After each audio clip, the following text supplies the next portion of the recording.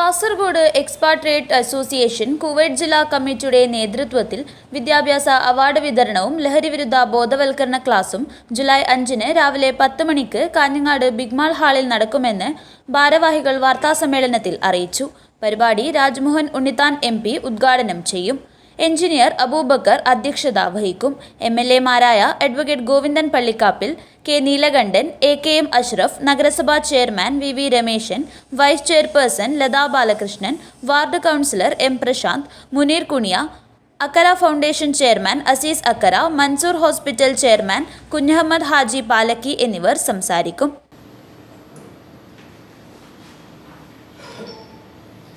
എല്ലാവർക്കും നമസ്കാരം.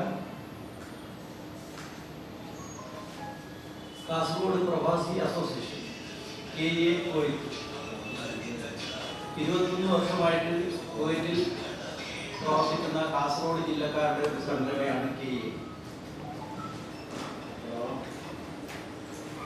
KA കുവൈറ്റിനെ സംബന്ധിച്ചിടത്തോളം പറയുകയാണെങ്കിൽ 2000 മേലെ മെമ്പർഷിപ്പുള്ള ഒരു സംഘടനയാണ് കാസർഗോഡ് ജില്ലാ അസോസിയേഷൻ കുവൈറ്റിൽ പ്രവർത്തിക്കുന്നത്. ടോട്ടൽ 7 യൂണിറ്റുകളായി പ്രവർത്തിക്കുന്നു. അതിൽ ഒന്നാണ് ഹോം കമ്മിറ്റി എന്ന നിലയിൽ ഇവിടെയും പ്രവർത്തിക്കുന്നത്. കാസർഗോഡ് ജില്ലയെ സംബന്ധിച്ചിടത്തോളം കാസർഗോഡ് ആൾക്കാർ പ്രവാസികളായ എല്ലാവർക്കും വേണ്ടി നിലകൊള്ളുന്ന ഒരു സംഘടനയാണ് കാസർഗോഡ് ജില്ലാ അസോസിയേഷൻ. ആ കാസർഗോഡ് ജില്ലാ അസോസിയേഷൻ കുവൈറ്റിലും അതുപോലെ തന്നെ നാട്ടിലും ഉള്ള ജനങ്ങൾക്ക്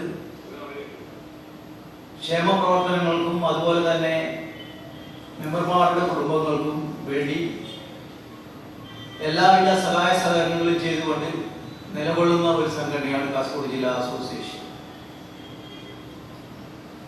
കാസർഗോഡ് ജില്ലാ അസോസിയേഷനിൽ മെമ്പറായ ഒരു പ്രവർത്തകന് അദ്ദേഹം മരണപ്പെടുകയാണെങ്കിൽ അദ്ദേഹത്തിന്റെ കുടുംബത്തിന് 2 ലക്ഷം രൂപ വെച്ച് നമ്മൾ നൽകുന്നുണ്ട്.